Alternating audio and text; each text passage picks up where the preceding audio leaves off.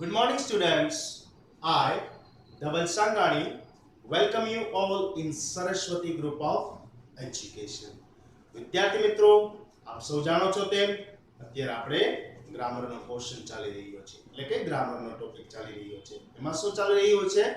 Tense. Tense એટલે કાળ. મેં તમને સમજાવ્યું હતું. How many types of tenses? There are three types, main three types. એના પછી પેટા પ્રકાર પડે છે. આમ કુલ 12 ટેન્સ છે. અને આપણે અત્યારે મુખ્ય 3 ટેન્સ વિશે વાત કરીએ છીએ. ક્યાં ક્યાં કહો જોઈએ? યાદ આવે છે કે પાર્ટ 1 નો જે લેક્ચર મેં સ્ટાર્ટિંગ માં લીધો તો ઇન્ટ્રો નો ટેન્સીસ નો યાદ આવે છે કઈ? યસ. શું હતું? Past, present and future. Past એટલે જે ઘટના બની ચૂકી છે, પ્રેઝન્ટ એટલે વર્તમાનમાં જે ચાલુ છે, અને ફ્યુચર એટલે ભવિષ્યમાં બનનારી. આ 3 tense, yesterday, today and tomorrow, આના વિશે આપણે વાત કરીએ. હવે એમાં આપણે પહેલો topic the simple present tense એટલે કે સાદો વર્તમાન કાળ, એના વિશે અભ્યાસ કરી રહ્યા હતા.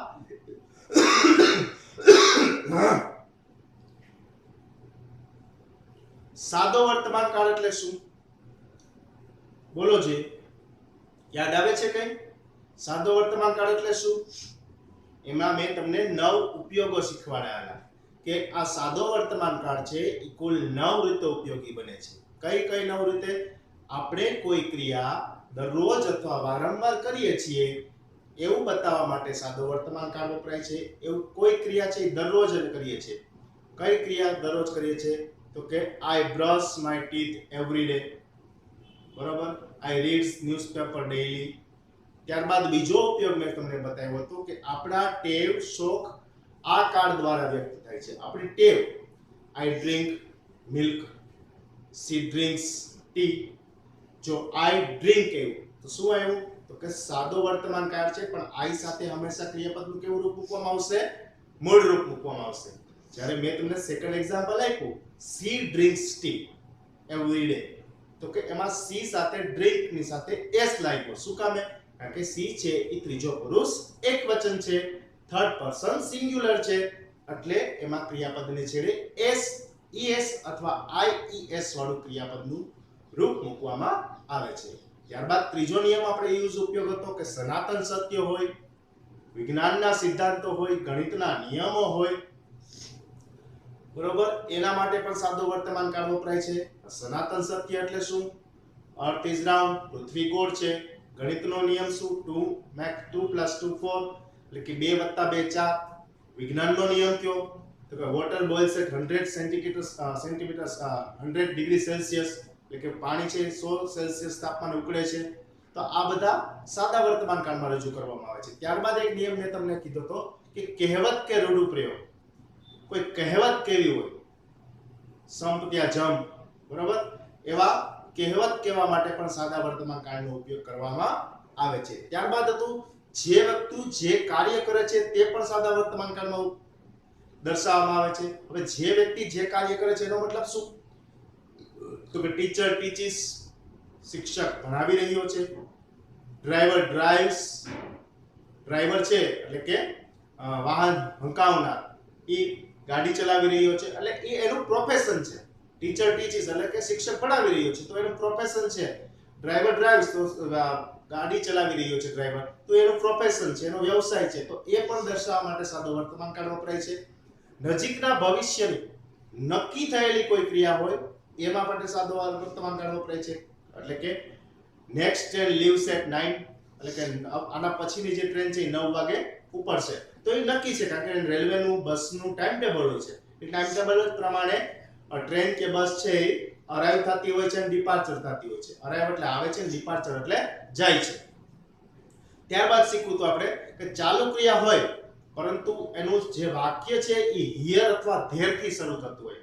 વિદ્યાર્થી મિત્રો ખાસ સાંભળજો, ચાલુ ક્રિયા હોય એટલે કે કન્ટિન્યુ ટેન્સ હોય, જે ક્રિયાપદને છેડે આઈએનજી વાળું રૂપ લાગેલું હોય એને આપણે ચાલુ કાળ ગણીએ છીએ. પરંતુ એવા વાક્યો કે જે વાક્ય હિયર અથવા ધેર થી શરૂ થતા હોય એવા વાક્યોને પણ સાદા વર્તમાન કાળમાં દર્શાવવામાં આવે છે. ફોર એક્ઝામ્પલ જોઈએ, હિયર કમ્સ જતીન સર, બરાબર, ધેર ગો સ્ટુડન્ટ સી, એટલે કે જતીન સર આવે છે, વિદ્યાર્થીઓ એની પાછળ જાય છે. આ બધા વાક્યો છે એ સાદા વર્તમાન કાળમાં દર્શાવવામાં આવે છે.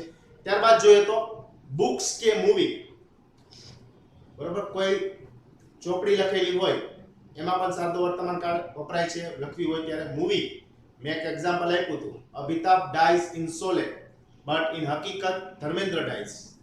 પહેલી વખત તમે આ સેન્ટેન્સ વાંચો ને એટલે એમ થાય કે Amitabh dyes in Sholay but in હકીકત ધર્મેન્દ્ર ડાઈઝ, એટલે કે શોલેમાં અમિતાભ બચ્ચન મરે છે પણ હકીકતમાં તો ધર્મેન્દ્ર મરે છે. એટલે એવું એનો મતલબ ઈ હકીકત નથી, પણ હકીકત પિક્ચરની વાત છે. ધર્મેન્દ્ર અમિતાભની જગ્યાએ ધર્મેન્દ્ર મરી જાય છે એવું નથી, ડેથ થઈ જાય છે. પણ બે અલગ અલગ મૂવી છે. શોલે છે એમાં અમિતાભ ડાઈ થાય છે, મૃત્યુ પામે છે, જ્યારે હકીકત નામનું મૂવી છે એમાં ધર્મેન્દ્ર. તો આ દર્શાવવા માટે પણ સાદો વર્તમાન કાળ વપરાય છે. ત્યારબાદ જોઈએ આપણે નવમો ઉપયોગ જોઈએ તો આપણે નાટકના સંવાદો છે કા ક્રિકેટની કોમેન્ટ્રી છે, બરોબર. સી ડાન્સ કન્ટિન્યુઅસલી, તેને કન્ટિન્યુ નૃત્ય કરે રાખે છે. સચિન કમ્સ ફોરવર્ડ, એટલે કે સચિન આગળ આવીને રમી રહ્યો છે. તો આ બધા જોયા હતા આપણે સાદા વર્તમાન કાળના ઉપયોગો. ત્યારબાદ આપણે જોયા હતા કીવર્ડ્સ, કે વાક્યના છેડે શું મૂકવામાં આવશે, વાક્યની શરૂઆત ક્યાંથી થાય, એવા કયા શબ્દો હોય જેથી આપણે ખબર પડે કે આ સાદો વર્તમાન કાળ છે. કીવર્ડ્સ એટલે ઓળખ સૂચક શબ્દો, જે શબ્દો સેન્ટેન્સની ઓળખ કરાવે, ક્યાં સેન્ટેન્સ છે ક્યાં કાળનું છે, એ સેન્ટેન્સની ઓળખ કરાવે એવા શબ્દોને કીવર્ડ્સ કહેવામાં આવે છે. મેં એક્ઝામ્પલ તમને આપ્યા હતા, ઓલવેઝ છે, ડેઈલી છે અને એવરીડે. એવરીડે, ડેઈલી અને રેગ્યુલરલી છે એ ક્યાં આવશે તો કે વાક્યના છેડે આવશે. ઓકે, જ્યારે વાક્યની શરૂઆતમાં શું આવશે તો કે જનરલી અને યુઝ્યુઅલી. બાકી છે હાર્ડલી છે, સેલ્ડમ છે, ઓફન છે, સમટાઈમ્સ, મેની ટાઈમ્સ. આ વાક્યના કરતા પછી આવશે, સબ્જેક્ટ પછી આવે. ઓકે, ત્યારબાદ આપણે શું જોયું હતું તો કે એસ કે ઈએસ ના નિયમો જોયા હતા, રૂલ્સ જોયા હતા. રૂલ્સ એટલે નિયમ. એસ કે ઈએસ ક્યારે લાગે તો કે ત્રીજો પુરુષ એકવચન હોય, ત્રીજો પુરુષ એકવચન હોય તો જ ક્રિયાપદને છેડે એસ, ઈએસ કે આઈએસ વાળું રૂપ લાગે. બાકી બધા, એટલે કે પ્રથમ પુરુષ એકવચન બહુવચન, દ્વિતીય પુરુષ એકવચન બહુવચન અને તૃતીય પુરુષ બહુવચન, આ ક્રિયાપદનું મૂળ રૂપ જ મૂકવામાં આવે છે. હવે એસ અને ઈએસ કેવા ક્રિયાપદને છેડે લાગે તો કે જે ક્રિયાપદનો છેલ્લો શબ્દ S, double S, CH, SS, O, X હોય તો એવા ક્રિયાપદને છેડે ઈએસ લાગે. જો ક્રિયાપદનો છેલ્લો અક્ષર વાય હોય અને એની પહેલા વ્યંજન હોય તો y ને દૂર કરી i લગાડવો અને એની પાછળ es લગાડવો. આપણે એક્ઝામ્પલ જોયું હતું. કયું જોયું હતું? Cry, C R Y, cry એટલે રડવું અથવા બૂમ પાડવી. તો y પહેલા r છે, એ શું છે? વ્યંજન છે. તો y ને આપણે દૂર કરશું અને અહીંયા i લખશું અને એની બાદ es એટલે ક્રાઇસ એવું થશે. પરંતુ જો ક્રિયાપદનો છેલ્લો અક્ષર y હોય, ફરીવાર ધ્યાન રાખજો મિત્રો, પરંતુ જો ક્રિયાપદનો છેલ્લો અક્ષર y હોય અને એની પહેલાનો અક્ષર સ્વર હોય, શું હોય? કોન્સોનન્ટ, સ્વર હોય, તો y ને દૂર કર્યા વિના માત્ર s લાગે. ફોર એક્ઝામ્પલ જોઈએ, પ્લે, તો P L A Y, y પહેલા શું છે? a, s છે, કોન્સોનન્ટ છે, સ્વર છે, તો શું લાગ્યું? પ્લેસ, y ની જગ્યાએ s, y પછી તરત જ s મૂકવાનું. એક્ઝામ્પલ બીજું જોઈએ, buy, B U Y, buy, buy એટલે ખરીદવું, તો y ને એમને રાખીને આ s લગાડી એટલે B U Y S, bias. Okay, તો આયા સુધી આપણે પાર્ટ 1 ની ચર્ચા કરી હતી. આજે આપણે પાર્ટ 2 માં શું શીખવાનું છે તો કે હકાર વાક્ય એટલે કે પોઝિટિવ સેન્ટેન્સ, નેગેટિવ સેન્ટેન્સ અને ઇન્ટ્રોગેટિવ એટલે કે પ્રશ્નાર્થ વાક્ય કઈ રીતે સાદા વર્તમાન કાળમાં બનશે એના વિશે આપણે ચર્ચા આજે કરવાની છે. તો આપણે શરૂ કરીએ પાર્ટ 2. પોઝિટિવ સેન્ટેન્સ એટલે હકાર વાક્ય. પોઝિટિવ સેન્ટેન્સ નું બીજું નામ છે અફર્મેટિવ સેન્ટેન્સ. અફર્મેટિવ સેન્ટેન્સ એટલે પણ હકાર વાક્ય જ થશે. આ કાળના હકાર વાક્યમાં I, we, you, they સાથે ક્રિયાપદનું મૂળ રૂપ મૂકવામાં આવે છે. હમણાં જ આપણે ચર્ચા કરી હતી અને ફરીવાર હું ચર્ચા કરું છું, પાર્ટ 1 માં પણ કરી ગયો તો કે આ કાળના હકાર વાક્યમાં, આ કાળ એટલે કયો? સાદો વર્તમાન કાળ. સાદા વર્તમાન કાળના હકાર વાક્યમાં એટલે કે પોઝિટિવ સેન્ટેન્સમાં I we you they. I એટલે કોણ? તો કે પ્રથમ પુરુષ એકવચન. વી એટલે કોણ? તો કે પ્રથમ પુરુષ બહુવચન. યુ એટલે કોણ? પ્રથમ પુરુષ એકવચન અને પ્રથમ પુરુષ બહુવચન. અને ધે એટલે કોણ? તો કે તૃતીય પુરુષ બહુવચન. એની સાથે ક્રિયાપદનું મૂળ રૂપ મૂકવામાં આવે છે. મૂળ રૂપ એટલે શું? એને કહેવાય V1. V એટલે વર્ગ અને 1 એટલે પહેલું રૂપ. ત્યારબાદ જ્યારે he she it સાથે ક્રિયાપદનું s કે es વાળું રૂપ મૂકવામાં આવે છે. હવે he she it ક્યારે આવે? તો કે ત્રીજો પુરુષ એકવચન હોય ત્યારે. થર્ડ પર્સન સિંગ્યુલર હોય ત્યારે he she it. હવે he છે એ કોઈ એક છોકરાનું નામ પણ હોઈ શકે, she છે એ કોઈ પણ એક ગર્લ કે સ્ત્રીનું નામ પણ હોઈ શકે, અને it છે એ કોઈ નાન્યતર એટલે સજીવ અથવા નિર્જીવ કોઈ પ્રાણીનું નામ હોઈ શકે અથવા કોઈ વસ્તુનું નામ. એક ટેબલ, એક ખુરશી, બરાબર. અ કાઉ, એન એલિફન્ટ. તો આ it થયું. પણ ત્યારે કોણ હશે? માત્ર એક જ સિંગ્યુલર. An elephant. એલિફન્ટ્સ હશે તો એ ધેમાં ગણાશે. એલિફન્ટ્સ હશે તો કેમાં ગણાશે? એ ધેમાં ગણાશે. પણ માત્ર એન એલિફન્ટ, કારણ કે આર્ટિકલ એન લાગ્યો છે. આર્ટિકલ ક્યારે લાગે? જ્યારે એક સિંગ્યુલર હોય ત્યારે મૂકવામાં આવે છે. ફરીવાર જોઈ લઈએ. આ કાળના હકાર વાક્યમાં આઈ વી યુ ધે સાથે ક્રિયાપદનું મૂળ રૂપ મૂકવામાં આવે છે, એટલે કે V1 મૂકવામાં આવે છે. જ્યારે he she it સાથે ક્રિયાપદનું s કે es વાળું રૂપ મૂકવામાં આવે છે. જ્યારે he she it એટલે ત્રીજો પુરુષ એકવચન સાથે ક્રિયાપદનું s કે es વાળું રૂપ મૂકવામાં આવે છે. હવે આપણે સેન્ટેન્સ સ્ટ્રક્ચર જોઈએ. સેન્ટેન્સ સ્ટ્રક્ચર એટલે શું? વાક્ય રચના. વાક્યનું બંધારણ કેવું? સાદો વર્તમાન કાળ છે તો એ સાદા વર્તમાન કાળની હકાર વાક્ય છે એનું પેટર્ન કેવી હોય, એ વાક્ય કેવી રીતે બને એ આપણે જોઈએ.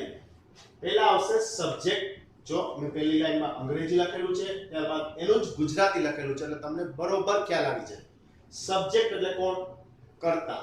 V1 એટલે મૂળ રૂપ. ઓર એટલે અથવા, s es અથવા ies. ies કોના માટે મેં કીધું હતું? કે જો ક્રિયાપદનો છેલ્લો અક્ષર y હોય, y પહેલા વ્યંજન હોય, તો y દૂર કરી અને ies લાગે એના માટે. એટલે કે કર્તા પ્લસ મૂળરૂપ પ્લસ અથવા ses યા ies પ્લસ ઓબ્જેક્ટ. ઓબ્જેક્ટ એટલે કર્મ. કર્તા છે એ કયો કર્મ કરી રહ્યો છે? એ. અને ow એટલે અધર વર્ડ્સ એટલે કે અન્ય શબ્દો.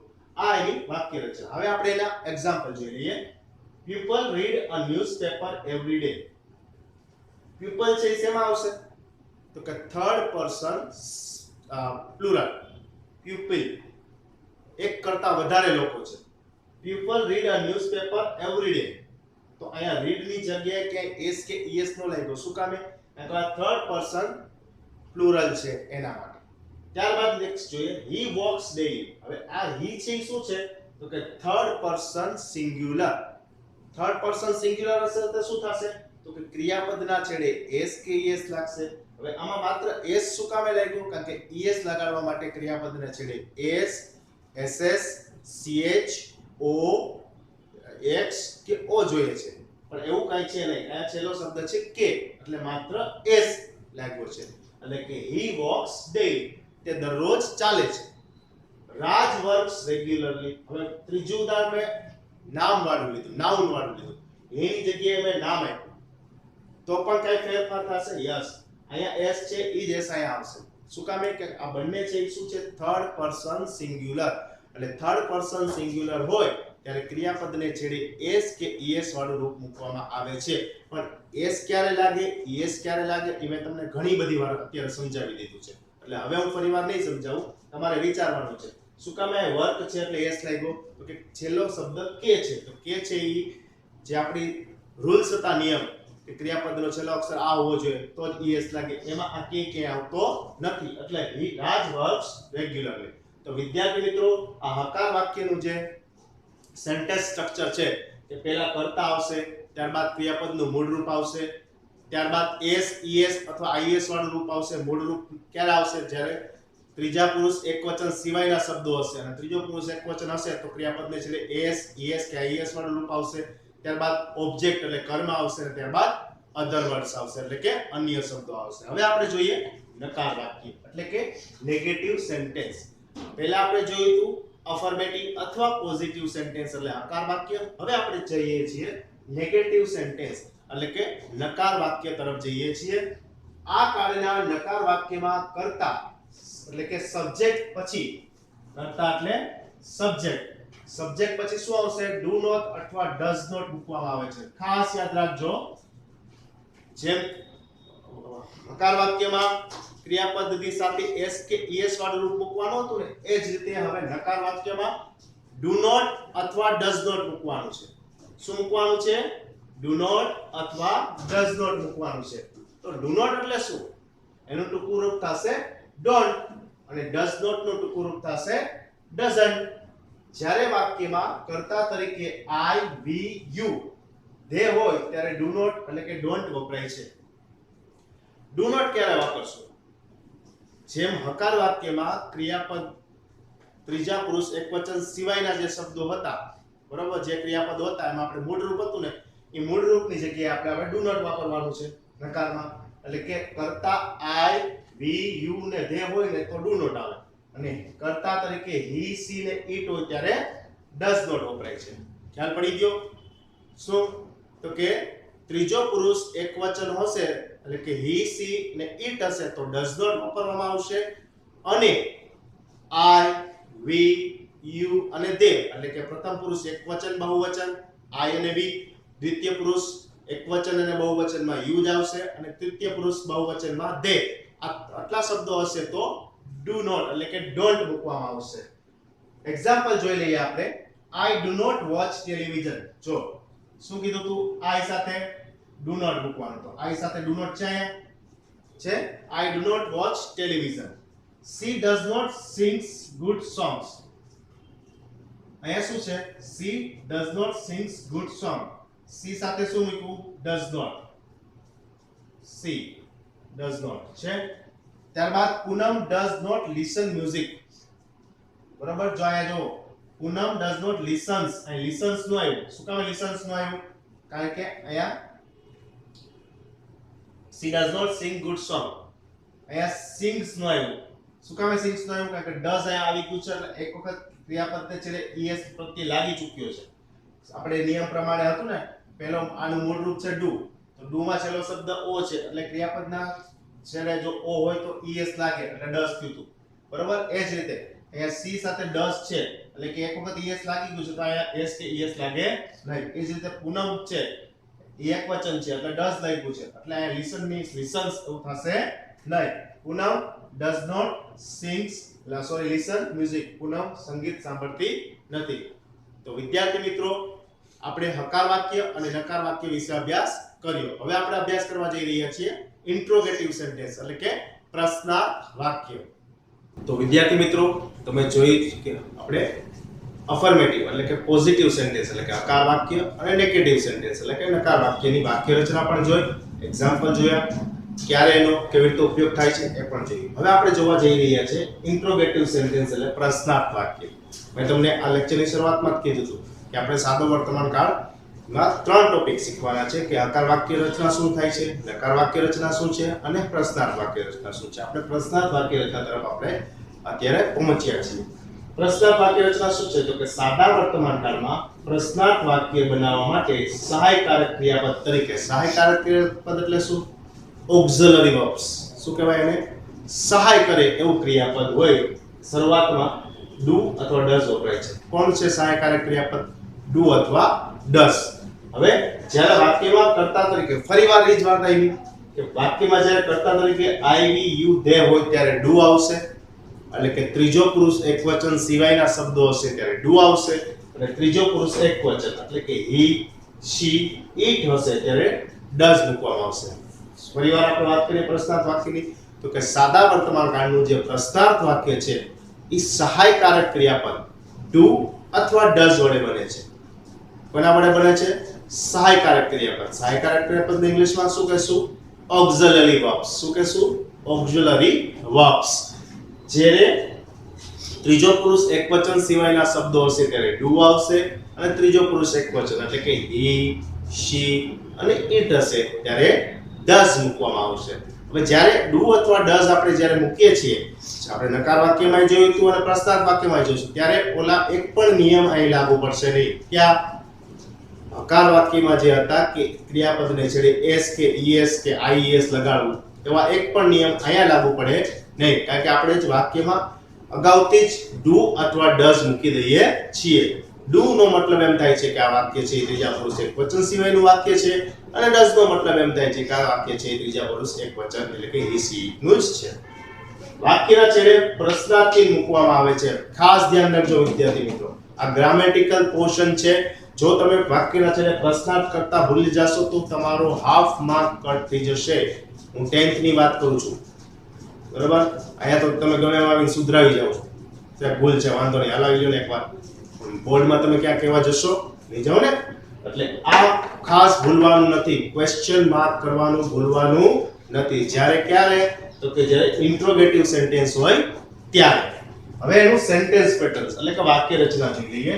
ડુ અથવા ડઝ, પછી સબ્જેક્ટ એટલે કે કર્તા આવશે, પછી V1 એટલે મૂળ રૂપ, અહીંયા IES વાળું રૂપ આવશે નહીં. ઓબ્જેક્ટ એટલે કર્મ અને OW એટલે અન્ય શબ્દો પ્લસ ક્વેશ્ચન માર્ક એટલે કે ક્વેશ્ચન માર્ક, એટલે કે વાક્યની શરૂઆત થશે ત્યારે અથવા ડુ અથવા ડઝ હશે, પછી એનો કર્તા હશે, ડુ ને અનુરૂપ કરતા હશે તો I, we, you ને they હશે, does ને અનુરૂપ હશે તો he, she ને it હશે. ત્યારબાદ ક્રિયાપદનું જે મૂળ રૂપ હશે V1 એ હશે, ઓબ્જેક્ટ એટલે ક્રિયાનો કરનાર છે, શું કાર્ય કરે છે એ હશે, અન્ય શબ્દો ડેઈલી, એવરીડે વગેરે ક્વેશ્ચન માર્ક. એક્ઝામ્પલ જોઈએ. Do you read a newspaper? જો અહીંયા શું આવ્યું? યુ શેમાં આવે? તો કે ત્રીજો પુરુષ એકવચન સિવાય, એટલે કે દ્વિતીય પુરુષ એકવચન પણ હોઈ શકે અને બહુવચન પણ હોઈ શકે. તો આગળ શું મૂકશું આપણે? Do you read a newspaper, છેલ્લે શું મૂક્યું મેં? Question mark. ત્યારબાદ જુઓ અહીંયા શું છે? સી, ત્રીજો પુરુષ એકવચન, તો આગળ શું આવશે? ડઝ. અહીંયા નો નું નો જ, આ ત્રણેય છે, રીડ છે, નો છે કે પ્લે, એની ક્યાંય તમે છેડે એસ, ઈએસ કે આઈએસ વાળું રૂપ જોવો છો નહીં. શું કામે? કારણ કે આગળ જ બધું ડુ ડઝ મૂકી દેવામાં આવ્યું છે, એટલે અહીંયા કાંઈ ફેરફાર થશે નહીં. હવે સી ની જગ્યાએ મેં લખેલું છે પૂનમ, તો વાક્ય એ જ બને. પૂનમ ની પહેલા શું આવશે? પૂનમ ત્રીજો પુરુષ એકવચન છે, એટલે ડઝ થી વાક્ય શરૂ થશે. તો કે ડઝ પૂનમ પ્લે ચેસ? શું પૂનમ ચેસ રમી રહી છે અથવા રમશે? રમશે એવું આવશે નહીં, આવે કે ભવિષ્યકાળ થઈ ગયો. Does Poonam play chess? શું પૂનમ ચેસ રમે છે વગેરે. તો આ આપણે જોયું ઇન્ટ્રોગેટિવ સેન્ટેન્સ એટલે કે પ્રશ્નાર્થ વાક્ય રચના. તો વિદ્યાર્થી મિત્રો, અહીં મારો સેશન પૂરો કરું છું. આ સેશનના અંતે આ ત્રણેય હકાર વાક્ય, નકાર વાક્ય અને પ્રશ્નાર્થ વાક્યના સ્વરૂપમાં એક્સરસાઇઝ હશે. વાક્ય હશે તેને તમારે હકારમાં બદલવાનું હશે, નકારમાં રૂપાંતરિત કરવાનું હશે અથવા પ્રશ્નાર્થમાં રૂપાંતરિત કરવાનું હશે. જે તે તમારી HW માં ગુડ હેન્ડરાઇટિંગ સાથે simple present tense, part 2, date નાખી અને નીચેની લીટી નડાડીને સુંદર અક્ષરમાં લખવાનું રહેશે. તો વિદ્યાર્થી મિત્રો, હું આશા રાખું છું કે આ લેક્ચર તમને બરોબર સમજાઈ ગયો હશે. Thank you.